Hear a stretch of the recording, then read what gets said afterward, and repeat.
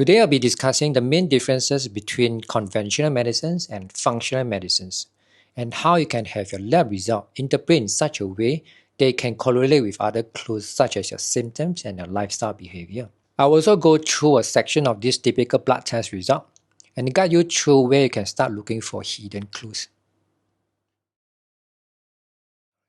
Let's start with this conventional medicine approach. The test result range usually are much more spreader. The bell curves are wider and broader. Most of the time when a test result comes back, conventional doctors will look at abnormal markers. When they see these abnormal markers going off the chart, they will be there to identify all these diseases. And usually there will be interventions of these pharmaceutical drugs, which are being prescribed to treat that specific markers. Whereas the functional medicine approach, we have much narrower bell curve. When our marker is slightly off, it can actually give us clue at possible healing opportunities to where to look for. We can then remove the known stresses and help the body to return to homeostasis. The objective is to identify the changes in physiology and to locate the interplay between different body systems. Most of the time with diet and lifestyle behavior changes, we are able to catch this dysfunction and restore function to our body. With regards to the reference range used to interpret a lab result, the conventional standard range can vary between labs, different countries and states. And the reference range is based on an average population, which is sick people. Do you want to be really in range in this sick population? We really want to use this optimal range, which are based on healthy disease-free populations. And the value used are not being associated with any increased risk of dysfunction. When you go for lab testings and the result came back and was told by your primary care provider that your test result looks normal, it's okay.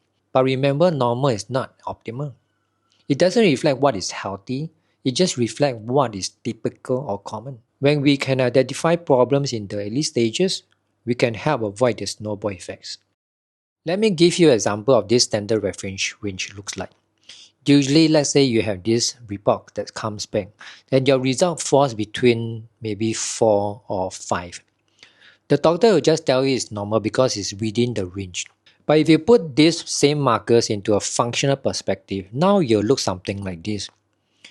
If you have a score of this 3.5 or 4, you fall under these functionally low markers.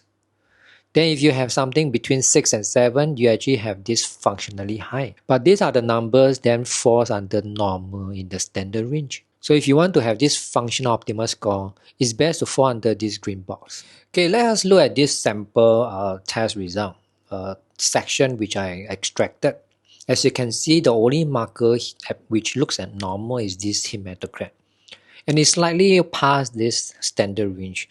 So some doctors may just caution you and might ask you to come back in 6 to 12 months if you do not have any symptoms. But what if you put this same report into a more functional perspective as shown over here? 95% of these markers that in range appears to have 8 non-optimal markers. But apparently these 8 markers suggest that someone might have this nutrition deficiency, such as B6, B12 and folate iron. It might also indicate some form of liver dysfunction, food sensitivity and heavy metals burdens. It might also indicate some sort of these chronic infections or parasites and some digestive inflammations. So you see, if the same report, the same result, if you put it in the standard conventional range, you won't see much clues. But if you put it in a more functional approach, these are the things which our functional doctors, practitioners are trying to help you resolve. Another advantage when your test result is being interpreted by a functional health practitioner is that he or she will use this non-optimal marker to link patterns. For example, your test result came back and your total protein is low. It might indicate that you have low stomach acid. But we need to see a link or maybe with a cluster of other markers that suggest this possibility.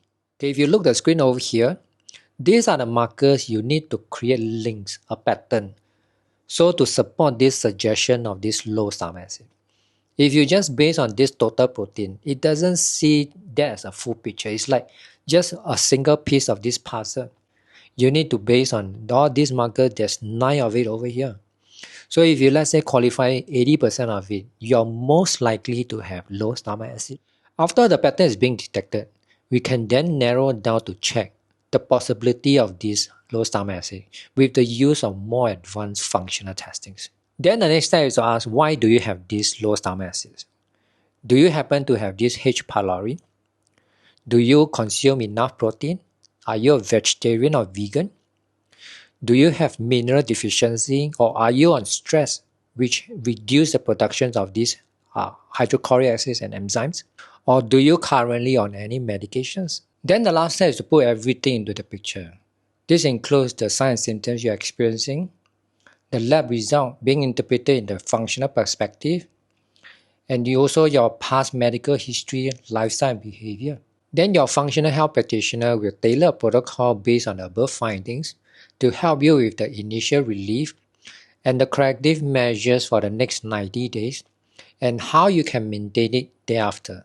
And you know what? All these protocols can be achieved even without the use of any pharmaceutical drugs. Okay, we have come to the end of this video. Hopefully now you can understand why a functional perspective is always much preferred. If you like this video, you may also want to check out my playlist over here which contains a lot of these health related myths.